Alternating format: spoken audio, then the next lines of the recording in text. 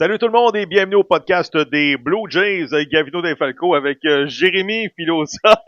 Comment ça va, Jérémy? Ouais, ça va. On se reste, disons, on essaie de garder, de rester au sec, comme on dit, parce que il pleut derrière nous. Encore une fois, vous voyez le terrain là. Vous pouvez bien le voir ici de notre cabine de travail. Bon, donc pour une deuxième journée consécutive, les Blue Jays n'ont joué que 5 manches, pardon. Oui. Ils ont gagné 5-4 aujourd'hui, mais disons que c'est un voyage sur la côte est de la Floride un petit peu infructueux.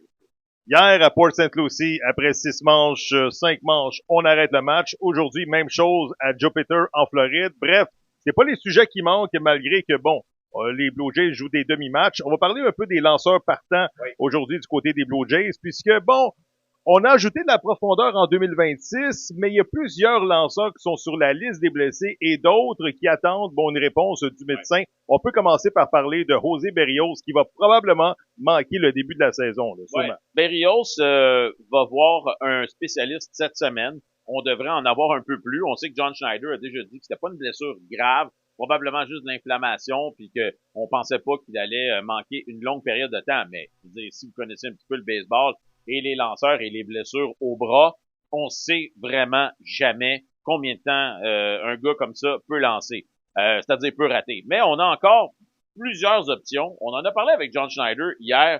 Il a posé la question, on a dit tu as 8 lanceurs partants. On va les énumérer tout de suite. Là. On a Cody Ponce, Kevin Gausman qui sera le lanceur partant pour le match numéro 1. Max Scherzer, ça va très bien au camp d'entraînement. Eric Lauer et Dylan Cease. Et les trois autres, Trey Savage a lancé aujourd'hui dans les ligues mineures pour la deuxième fois. Donc, on y va très, très, très lentement avec Trey Savage. Berrios, on vient d'en parler, va voir le médecin cette semaine. Et Shane Bieber est en retard, puis on espère qu'il va pouvoir recommencer vraiment à revamper les choses à la mi-avril. Donc, au moins, pour le début de la saison, John Schneider a ses 5 partants. Il a pas vraiment besoin de prendre des décisions trop difficiles. Parce que hier, lorsqu'on a parlé au gérant John Schneider, on disait, écoute, il y a quand même de la profondeur de ce côté-là. T'es-tu à l'aise d'avoir 8 lanceurs partants? Lui, il était content de j'ai jamais assez de bons lanceurs. Et lorsqu'on regarde, c'est pas évident, là. 2-3 lanceurs qui ont des mal au bras et tout ça, ils ont des inconforts. Et tout d'un coup, on tombe à une rotation de 5 partants. Et excuse-moi l'expression, on commence à prier le petit Jésus pour pas qu'il y en ait d'autres. Parce que, tu sais, on regarde Eric Lauer se fait frapper au camp d'entraînement. Trey Savage, pas beaucoup d'expérience, malgré que, bon, il a été fumant dans les séries l'année passée. Max Scherzer connaît tout un camp d'entraînement. En même temps, c'est quand même fragile. Faudrait pas qu'il y ait d'autres bons lanceurs qui s'ajoutent sur la liste des blessés. Ouais, quand on regarde un peu ce que les Dodgers ont essayé de faire la saison dernière, ils se sont rendus en séries éliminatoires et ils avaient un surplus de lanceurs partants. Alors, les bonnes équipes, et surtout celles qui ont de l'argent, vont aller chercher le maximum de lanceurs partants, sauf que ça t'amène après ça des décisions difficiles où tu es obligé de demander à un vétéran ou à un gars établi d'aller lancer en relève. L'année passée, on a pris la décision facile. On a tassé Eric Lauer parce qu'on savait qu'il allait pas trop rouspéter. Mais est-ce que c'était la bonne décision? Probablement pas. Alors, quand on se retrouve, de toute façon, John Schneider nous a dit la rotation à 6, il y a pensé il y a quelques semaines, mais là, de moins en moins probable. On se souviendra que l'année passée, dans les séries, un vétéran comme Clayton Kershaw, je pense qu'il y a eu une apparition dans les séries contre les Blue Jays. C'était dans le match de 18 manches, mais bien à part ça, il n'y avait pas vraiment de place pour un gars qui s'en va au panthéon du baseball comme Clayton Kershaw. Là. Ben, c'est ce que les Blue Jays veulent répéter. Ils veulent faire un peu ce que les Dodgers font, c'est-à-dire avoir 1001 options si on a besoin de ces gars-là une fois rendus en séries éliminatoires. Et comme tu viens de le dire, pour la majorité des équipes du baseball, t'as 5 lanceurs. Et s'il y en a un qui se blesse, t'es obligé d'aller dans les ligues mineures chercher ton meilleur lanceur partant en espérant qu'il puisse faire le travail. Les Blue Jays, ils se disent, nous, on va en avoir 8. S'il y en a un qui tombe au combat, on en a un autre. S'il y en a un autre qui tombe au combat ou qui est pas bon, on a un autre. Et les bonnes équipes veulent avoir de la profondeur. C'est ce que les Blue Jays font.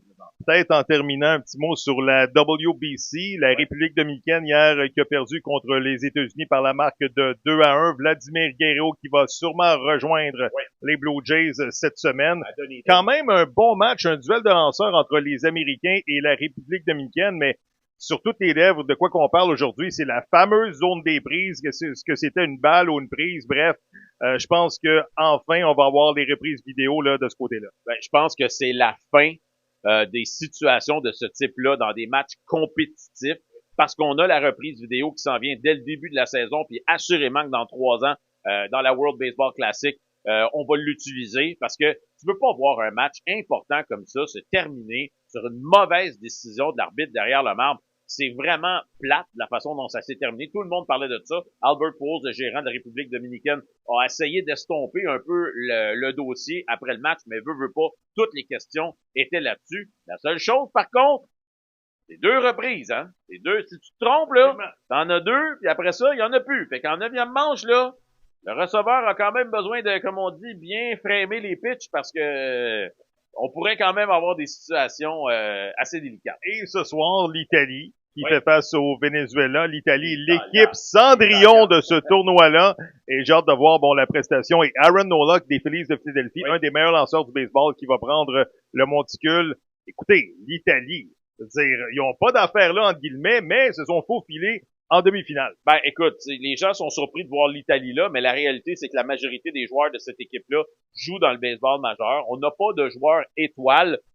Vinny Pasquantino, présentement, joue comme un joueur étoile, mais c'est pas un joueur étoile. Alors, ce sont des joueurs établis du baseball majeur qui sont capables de jouer contre n'importe qui. Et jusqu'à maintenant, ils se faufilent. Est-ce qu'ils pourront se prendre le Venezuela? Ben, ça, c'est une autre histoire. Voilà ce qui complète le reportage d'aujourd'hui en direct du stade Roger Dean à Jupiter, en Floride, au nom de Jérémy Filosa. Ici, Gavino qui vous dit à bientôt et suivez-nous sur toutes les plateformes au podcast des Blue Jays. À bientôt.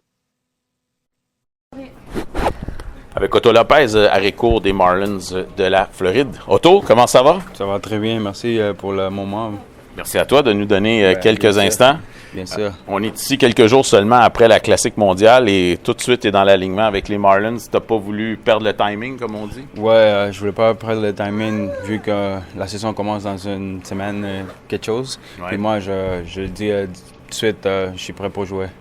Combien de plaisir tu as eu à jouer avec le Canada dans ce tournoi-là? Très plaisir.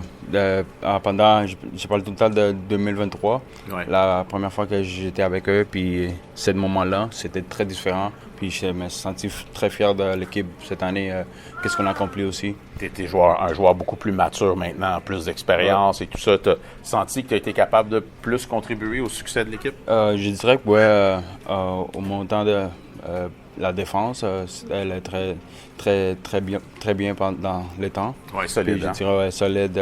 Moi, Taureau, puis aussi Julien, les 3 Québécois, je dirais. Ah oui, c'était super beau à voir. Nous, on a un bon chemistry. Ouais. Qu'est-ce que tu retiens de la WBC avec les grandes foules et tout ça et l'ambiance comme des matchs numéro 7 au hockey un petit peu là? Moi, je dirais plus l'expérience d'avoir beaucoup de fans, d'affronter beaucoup de lanceurs qui sont All-Star aussi. Oui. Je dirais c'est toutes des petites choses qu'on apprend dans ces tournements-là. Oui. Est-ce qu'il y a un petit peu de regret parce que vous avez eu des bonnes chances dans la dernière rencontre là, contre les États-Unis, notamment là, en 7e manche avec 2 coureurs au 2e et au 3e, aucun retrait. L'opportunité était là. Oui, depuis avant la game, on s'est senti très bien pour jouer. Puis nous, on avait la confiance de aller jouer comme si on affrontait les autres équipes. Je sais que tout qui étaient là, c'était tous des All-Stars. Puis je dirais que nous aussi, on se sentait comme eux. Puis on avait une chance depuis le début. On était confiants, je dirais. Otto, t'es Canadien, mais d'origine dominicaine, si je ne m'abuse. Tu as sûrement regardé la fin de la rencontre hier, États-Unis, République dominicaine, la 3e prise à la fin, 4e balle. Comment tu vois ça, toi, l'implantation des balles et des prises, justement, dans la saison régulière qui s'en vient là, avec les reprises vidéo et tout ça? Oui, les reprises vidéo, c'est un bon challenge pour nous. C'est sûr qu'il faut que tu connaisses très bien ta zone pour savoir qu'est-ce que tu vas jouer dans le moment. Puis je dirais il faut s'adapter. Je dirais qu'est-ce qui est arrivé dans le WC, c'est incontrôlable. C'est quelque chose qu'on joue comme toujours. Ça, on ne peut pas le contrôler. Puis je dirais que ça pourrait être différent la prochaine fois. Oui. Otto, on a été un peu triste, nous, de devoir partir des Blue Jays parce qu'on suit l'organisation des Blue Jays de très près. Puis on aime ça quand il y a des Québécois dans l'équipe. Mais la réalité, c'est que tu es arrivé ici, puis maintenant, tu joues de façon régulière avec les Marlins. À quel point, pour toi, c'est satisfaisant de prendre ta place? Moi, je dirais c'est les chances qu'ils m'ont données dans l'équipe. Puis moi, j'ai pris très bien la chance, puis j'ai démontré qu'est-ce que je pouvais faire dans le haut niveau. Puis moi, je dirais que c'est n'importe quelle équipe, l'expérience que j'ai pris dans les 2 dernières années dans la Major League, ça a été suffisant. Je dirais que continuer ça va être très bien pour ma carrière. Comment tu vois la saison des Marlins cette année? Bon, on sait que dans la division Est, ce ne sera pas facile. Les Phillies, les Mets qui dépensent beaucoup d'argent. Comment tu vois la saison 2026 chez Miami? On se sent confiant. Pendant l'année passée, comparé à cette année, je dirais qu'on a un bon groupe. Puis ces groupes-là, on travaille très fort pour avoir une bonne saison cette année. Puis je dirais qu'on peut surprendre beaucoup. Parce que l'année passée, ils ont beaucoup qui ne croyaient pas en nous. Mais on leur a démontré qu'on est capable aussi. La vie te traite bien ici en Floride, ça va bien? Oh ouais, je l'adore. Ouais, hein? Ouais, c'est bonne qualité de vie. Ben, la chaleur et tout ça, je dirais que c'est un peu différent de ce qu'on vit à Montréal. Ouais. Merci beaucoup et bonne chance à toi. Merci à toi. Merci. Très apprécié. Merci à toi, très apprécié, mon ami.